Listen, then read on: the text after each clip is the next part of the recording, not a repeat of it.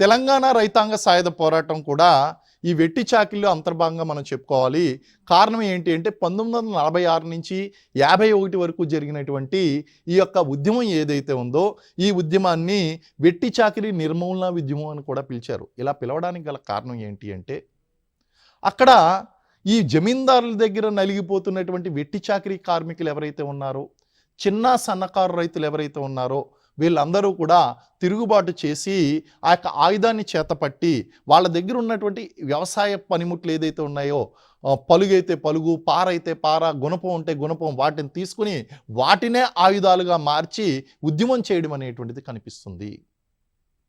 మరి ఈ ఉద్యమం అనేటువంటిది ఎవరి ఆధ్వర్యంలో జరిగింది అంటే కమ్యూనిస్ట్ పార్టీ ఆఫ్ ఇండియా వారి యొక్క సిపిఐ ఉద్యమం, సిపిఐ వారి యొక్క ఆధ్వర్యంలో ఈ ఉద్యమం అనేటువంటిది జరిగిందండి. దున్నేవాడిదే భూమి అనేటువంటి నినాదంతో ఈ యొక్క మనకి సిపిఐలో కనిపిస్తుంది. దున్నేవాడిదే భూమి, భూ సంస్కరణలు ఎక్కువగా కోరుకుంటారు. సో సిపిఐ యొక్క ఆధ్వర్యంలో తెలంగాణ రైతాంగ సాయుధ పోరాటం అనేటువంటిది 1946 నుంచి 51 వరకు జరిగిందండి. సుమారు 3000 గ్రామాలకు చెందినటువంటి భూస్వాములు వారు ఈ ఉద్యమం కారణంగా తమ యొక్క 10,000 ఎకరాలను ప్రజలకు పంచిపెట్టవలసి వచ్చింది. అలాగే 4,000 మంది రైతులు ప్రాణాలు కోల్పోయారు ఈ ఉద్యమంలో.